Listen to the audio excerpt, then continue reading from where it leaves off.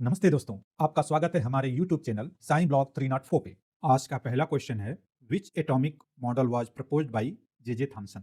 और ऑप्शंस हैं plum pudding model, nuclear model, quantum model and planetary model. तो J Thomson proposed the plum pudding model where electrons are embedded in positively charged sphere. So कौन सा option सही है? Option A is correct. Next question है, which experiment led to discovery of the nucleus. और आइए options देखते हैं। Oil drop experiment, gold foil experiment, cathode ray experiment and photoelectric effect. तो रदरफोर्ड ने गोल्ड फॉयल एक्सपेरिमेंट से यह दिखाया था कि एटम्स के पास न्यूक्लियस होता है और इलेक्ट्रॉन ऑर्बिट में, सर्कुलर ऑर्बिट में उसका चक्कर लगाते हैं। तो यहाँ पे option B is correct, gold foil experiment. अगले क्वेश्चन पे चलते हैं। According to Bohr's model, electrons revolve around the nucleus in, और ऑप्शंस हैं random orbits, stationary orbits, spiral paths, undefined path. So according to Bohr theory, electrons moves in fixed orbit with quantized energy level, and these fixed orbits are called as stationary orbit. तो option B is correct.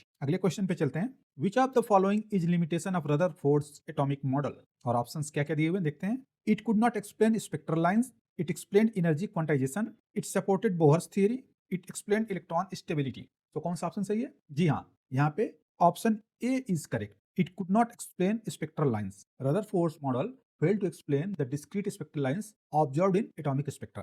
Okay, अब अगले question की तरफ move करते हैं। Who proposed the quantum mechanical model of the atom?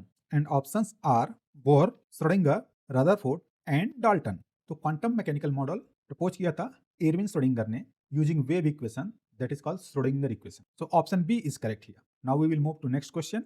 Which quantum number determines the shape of an atomic orbitals? और options हैं principal quantum number, azimuthal quantum number, magnetic quantum number and spin quantum number. तो आपको क्या लगता है कौन सा option सही है? जी हाँ, option B is correct here, azimuthal quantum number. The next question is the total number of orbitals in second energy level n equal to 2 is, and options are 2, 4, 8 and 9। तो टोटल नंबर ऑफ ऑर्बिटल्स का formula क्या होता है? n square. तो अगर n की value हम 2 रखेंगे तो ये ऑप्शन क्या, कौन सा ऑप्शन सही होगा? Option B is the correct 4। Next question is, which of the following orbital has spherical shape. और ऑप्शंस हैं s orbital, p orbital, d orbital and f orbital. तो ये तो बहुत स्ट्रेट फॉरवर्ड है, इसका सही आंसर होगा s orbital, option A is correct here. अगला क्वेश्चन है, the number of lobes in p orbital is, and options are 1, 2, 3 and 4। तो जैसा हम जानते हैं पी ऑर्बिटल्स में 2 लोब्स होते हैं and they are arranged in dumbbell shape. So कौन सा ऑप्शन सही है यहाँ पे? Option B is correct here. अगला क्वेश्चन है, the maximum number of electrons that can be accommodated in F subshell is, और ऑप्शंस हैं 2, 6, 10 और 14। So these are the options, और हमें इसमें बताना है कि maximum number of electrons that can be accommodated in F cell। तो F cell में कितने ऑर्बिटल होते हैं? 7 ऑर्बिटल होते हैं, और एक ऑर्बिटल में 2 इलेक्ट्रॉन, तो 7 में 14। सो option D is correct here, 14 is the right answer. अगला क्वेश्चन है, विच of the following orbital does not exist. और ऑप्शंस हैं 2s, 2p, 3f, 4d। सो इसका करेक्ट ऑप्शन है 3f, क्योंकि जो f ऑर्बिटल है ये एग्जिस्ट करता है कहां से?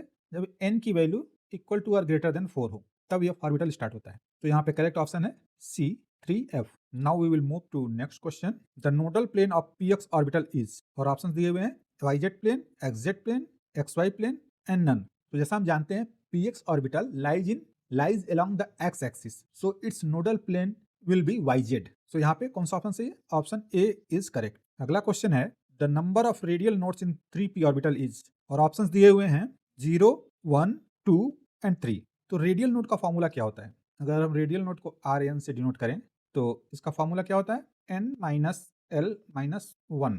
ओके, और 3p के लिए n की वैल्यू क्या है? 3, l की वैल्यू क्या है? p के लिए l की वैल्यू क्या होती है? 1 माइनस 1। सो रेडियल नोड कितना आ गया? 1। तो कौन सा ऑप्शन सही है? Option B is correct here. अगले क्वेश्चन की तरफ मूव करते हैं। Next question is, which quantum number specify the orientation of an orbital. और देखते हैं ऑप्शंस क्या क्या दिए हुए हैं। Principal quantum number, azimuthal quantum number, magnetic quantum number and spin quantum number. जैसा हम जानते हैं कि जो मैग्नेटिक क्वांटम नंबर होता है वो ऑर्बिटल के ओरिएंटेशन को बताता है। तो यहाँ पे option C is correct, magnetic quantum number. Now we will move to next question. The total number of orbital in n equal to 3 shell is, और ऑप्शंस हैं 3, 6, 9 and 12।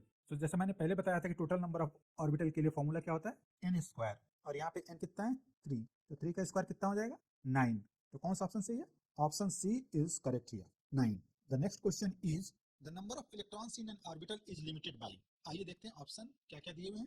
About principle, Pauli exclusion principle, Ohm's rule and Heisenberg principle. तो यहाँ पे कौन सा option सही है?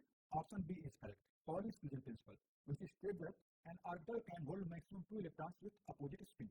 अगला क्वेश्चन है the orbital having two nodal plane is. और ऑप्शन है S, P, D and F. तो जैसा हम जानते हैं डी ऑर्बिटल जो है वो दो नोडल प्लेन रखता है. तो यहाँ पे option C is correct. Option C is correct है. अगला क्वेश्चन है the value of l for d orbital is. And option are 0, 1, 2 and 3. तो यहाँ पे कौन सा ऑप्शन सही होगा? जी हाँ, बिल्कुल सही. Option C is correct. D orbital के लिए एल की वैल्यू 2 होती है. अगले क्वेश्चन पे चलते हैं. The number of possible values of m for an f orbital is. और ऑप्शंस हैं 5, 6, 7 एंड 8. तो एम की जो पॉसिबल वैल्यू होती है वो माइनस एल से प्लस एल तक होती है. और एफ ऑर्बिटल के लिए एल की वैल्यू कितनी होती है? 3. तो एफ ऑर्बिटल के लिए एल की वैल्यू कितनी होती है? 3.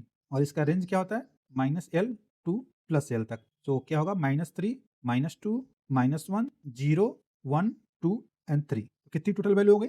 1, 2, 3, 4, 5, 6, 7. तो यहाँ पे कौन सा ऑप्शन सही है? Option C is correct here.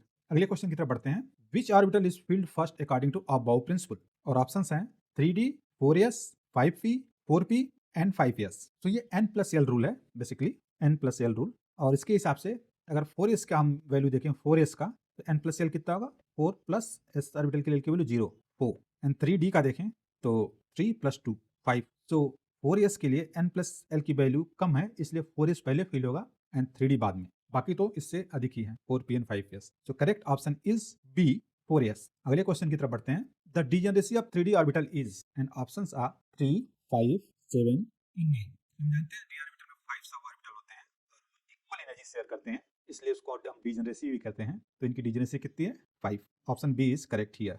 अगले क्वेश्चन की तरफ बढ़ते हैं. The first p orbital appears in. और ये 4 ऑप्शन दिए हैं, इसमें से बताना है कौन सा ऑप्शन सही है.